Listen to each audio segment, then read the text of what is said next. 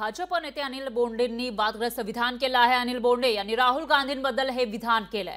राहुल गांधींची जीभ छाटू नये, मात्र जिभेला चटके द्यायला हवे असं अनिल बोंडे म्हणाले।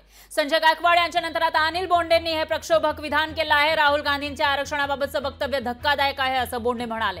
तर संजय गायकवाड यांनी जीभ छाटण्याची किल्ले भाषा योग्य नाही असं ते म्हणाले आणि त्याच वेळेला स्वतः सुद्धा त्यांनी प्रक्षोभक विधान केलं आहे। राहुल गांधी आरक्षणासंदर्भात जे बोलले ते अतिशय भयानक आहे। विदेशात जाऊन वात्रटासारखं कोणी बोलत असेल तर त्यांची जीभ छाटू नये, पण जिभेला चटके दिले पाहिजे असं अनिल बोंडेंनी म्हटलंय।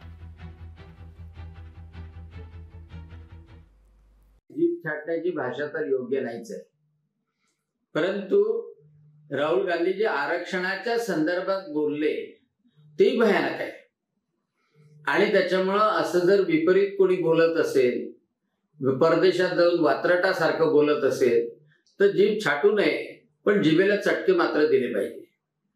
कारण काय, हे जिभेला चटके अशा लोकांना देणं आवश्यक आहे। भारतामधल्या बहुसंख्यांना जे दुखावतात, त्यांच्या भावना दुखावतात, त्या लोकांना कमीत कमी जाणीव तरी करून दिली पाहिजे आणि म्हणून जीभ छाटू नये, पण जिभेला चटके मात्र निश्चितच दिले पाहिजे। डॉक्टर बोंडेचं संतुलन बिघडलेलं आहे। मेंटल हॉस्पिटलमध्ये त्यांनी भरती झालं पाहिजे।